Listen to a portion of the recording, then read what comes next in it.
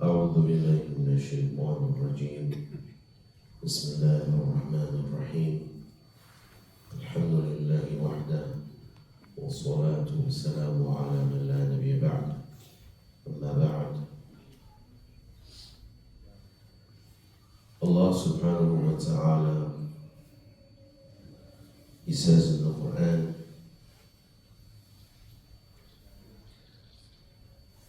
وَأَتِمُّ الْحَجَّ وَالْعُمْرَةَ لِلَّهِ, and complete the Hajj and the Umrah for Allah. Allah subhanahu wa ta'ala, He also says in the Quran, وَلِلَّهِ عَلَى النَّاسِ حِجُّ الْبَيْتِ مَنِ اسْتَطَاعَ إِلَيْهِ سَبِيلًا. And for Allah, as an obligation upon the people, is the Hajj for whoever has the ability to do so. And there are numerous evidences throughout the Quran and the Sunnah of Allah's Messenger alayhi salatu wasalam about the obligation and the importance of making the Hajj. And there are many of us, actually I was surprised at times when I go to different masajid and I ask people, ask the communities, how many of you have not seen the Kaaba in real life?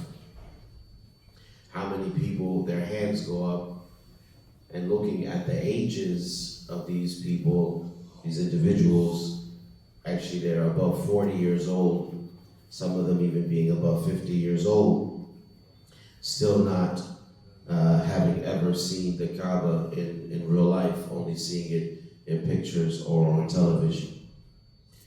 Even though there's lots of money that has been spent by the Muslims on travel, some travel, they say, oh, I had to see my this or my cousin or my this or my that. Some people, they've spent, tens of thousands of dollars going to Disney World in Orlando,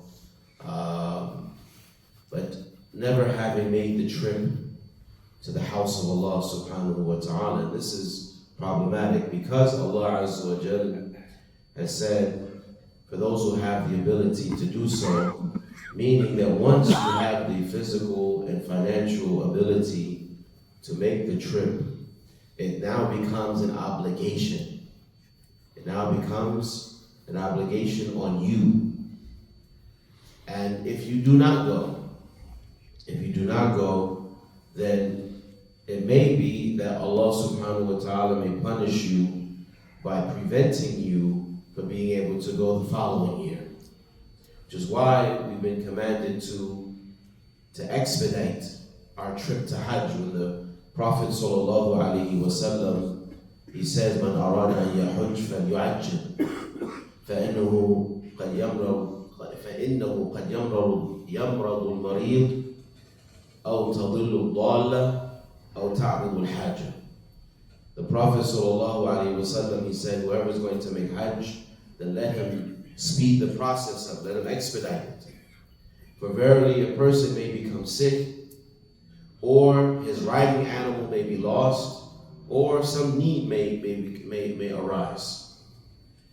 And so the Messenger of Allah alayhi salatu wasalam has ordered us and commanded us that once we find ourselves in a position where we have the money, we do have that financial capability, then at this point now we need to start making our plans and prioritizing the making of the Hajj and the performance of the Hajj. That has to be a priority. Because now I remember in my lifetime, not too long ago, Hajj used to cost $5,000, like the minimal Hajj, like the bare minimum Hajj, you can make it for $5,000, $6,000. I'm sure some of you maybe even remember when Hajj used to be $3,000. Umrah was $1,200 and Hajj was $3,000. That was in my lifetime. Some of you may have even made Hajj and it cost you $4,000, $7,000, $8,000, you and your wife went. Now look, now there's a lottery. You have to make an application to go now. Before it was a time everyone from America was just able to just go. You can make plans 1, 2, 3 years ahead in time. There was a group, you could select which group you went with, who was your favorite tour guide, and who, you and your friends could all go. It was great. But we procrastinated. Now look. Now you have to make application. It may cost you what? For you and your wife, it cost you $21,000. I heard this year, was it like 13 per person? Something like this? Huh? $15,000 per person. It's $25,000 per person. Up to 20. Yes, salam. Ikhwan, it's not going to get any easier. The longer we wait, the harder it's going to get. The longer we wait, the harder it's going to get. And so we have not made the Hajj yet. For those of us who've made Hajj, I pray that Allah subhanahu wa ta'ala accepts it from us. Amen. Those who have not made the Hajj, plan to start making the Hajj from this year for next year. Plan for this year, starting now, start planning for next year. And have sincerity and conviction that you're going to make the Hajj, because at least with the sincerity and the conviction and determination, and if Allah subhanahu wa ta'ala does not make it easy for you, then you can stand before Allah and say, oh Allah, I tried, I was sincere, I put forward my effort, but I wasn't able to. But if we don't have any effort, if we don't have any planning, we don't have any sincerity with the strong conviction to go, we're going to meet Allah, and Allah is going to ask us about this. So I encourage us all to let's start planning from right now.